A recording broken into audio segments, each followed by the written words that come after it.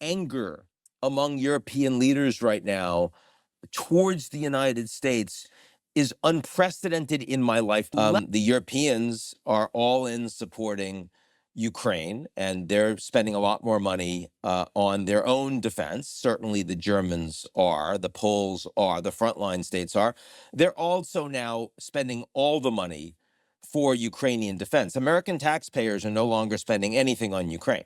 So this is 100% the Europeans, and that's what really I think has so antagonized when the Europeans are doing all of the burden for Ukraine in defending a democracy that the Americans wanted to invite to join NATO. So the Americans are the ones doing, the Europeans are now the ones doing all of the lifting for Ukraine to help the Ukrainians.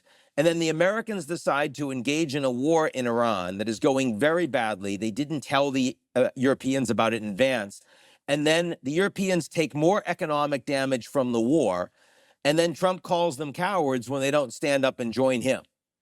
I mean, the level of anger among European leaders right now towards the United States is unprecedented in my lifetime. I have never seen anything like it. But the Russia and the Iran wars and the American response to that, as the Europeans do feel like they're absolutely stepping up. They're spending money like they never have before on defense, and they should have for decades. But they're also doing all of the lifting on Ukraine. And Trump's like, okay, but what are you doing for me on Iran?